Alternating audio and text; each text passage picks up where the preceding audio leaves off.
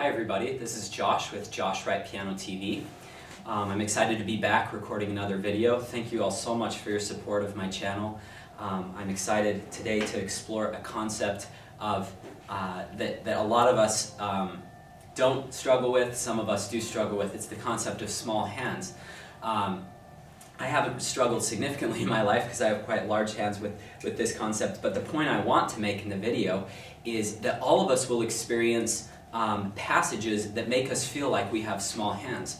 I have this friend who sent me a video of his daughter playing. She's wonderful. Her name's Abby. She was playing for me Relaxation, and she was playing very comfortable, good tempo at the beginning.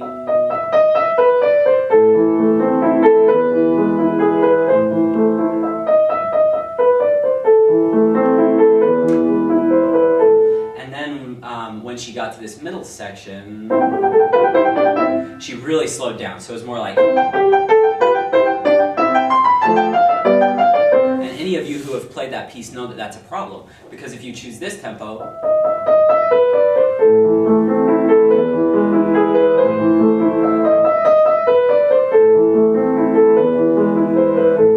this is going to be this tempo.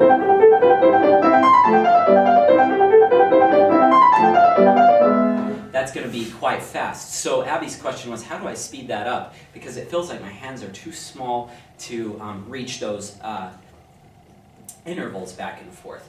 I'm going to bring in a couple other examples.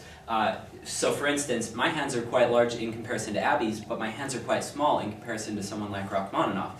So stuff that he could do, I would really have a hard time doing, not only because I'm a much worse pianist than he is, but because his hands were much bigger than mine were.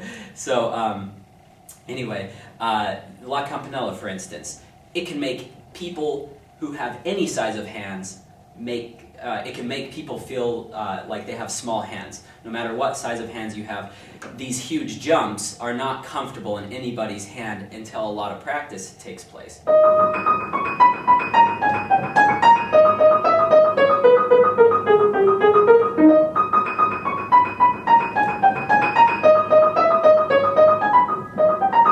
Sorry, I'm a little rusty there.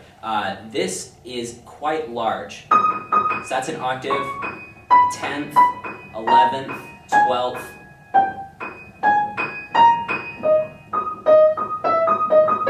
So spanning that large distance for some of us would be the same, proportionally it would be the same as Abby struggling with this passage. She's quite young and has very small hands. How do we bridge that gap? I want to bring in one more example, two quick examples that are very similar. They're actually inverted. The first is Tchaikovsky Concerto, Cadenza.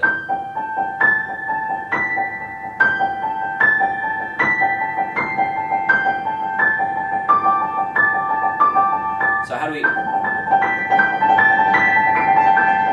we get that to be accurate? How do we get it to be quick amidst all these awkward jumps? And the opposite inversion of that would be the La Campanella, one of the variations.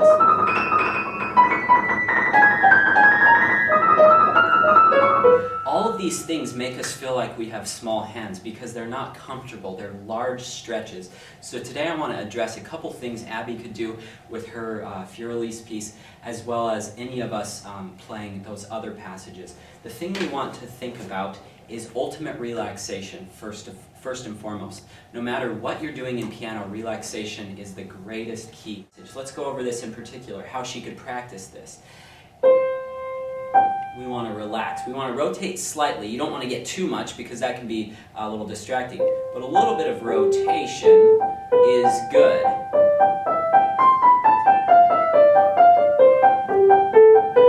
And minimizing, pretend that you have these compressors coming in on your hand. If you over-rotate, so like if I over-rotate towards the bottom, I'll hit it. You don't want to hit that, because a lot of people start over-rotating. Just a tiny amount to help you get there and to bridge that distance. So you use a little bit of arm motion and a little bit of relaxed rotation, and that will really help you. The next thing you want to do is you want to practice in small, tiny increments. So rather than playing a Immediately tension starts to set in when you get intimidated, so you don't want to take big chunks. Do a little chunk. Just that, and come right off. And then next. Just like that. And then, so those were groups of 3 notes. 1, 2, 3, 1, 2, 3, 1, 2, 3, 1, 2, 3. Now do a group of 4. 1, 2, 3, 4. That's quite a bit harder. Now a group of 5. That's harder because 5 it doesn't line up just as well. And then 6. And just go to the C. Don't try and do the whole passage at once. Just little parts. 7. And then 8, and then you'll finish that little part. Okay, you got that. Now, make it harder for yourself, because anybody could do that. Do this now. Displace that first note, get rid of it. And now do 1, 2, 3, 1, 2, 3. Okay, now, get rid of that first note, now do 4, 1, 2, 3, 4, 1, 2, 3, 4.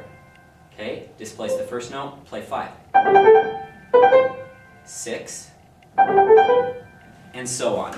And you can keep displacing notes as you get into those rhythms. You'll notice that as you do these, you might be a little repetitive for like the little 3 group notes. You might start repeating a couple of those groups, but it's okay. Just work in small little portions like that. So if you're playing La Campanello, you can repeat those notes, or you can do like that. If you're playing this passage, you can do various amounts of rhythm. So 1, 2, 3, 1, 2, 3. That one's really awkward because it's in groups of 4. 1, 2, 3, 1, 2, 3, 1, 2, 3, 1, 2, 3. Okay, and then groups of 4. 1, 2, 3, 4, 1, 2, 3, 4, 1, 2, 3, 4. This is easy. And then groups of 5. 1, 2, 3, 4, 5, 1, 2, 3, 4, 5. Let's see. 1, 2, 3, 4, 5. It's a little, you gotta practice those. And pretty soon, your hand will get so used to those little groups and those little little pieces of organized material that you'll be able to be really loose in those. So after you practice those, put those little pieces together.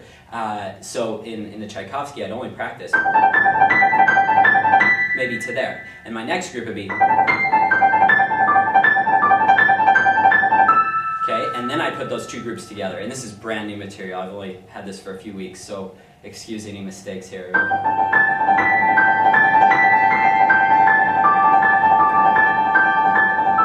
And then I can put it back into the next phrase.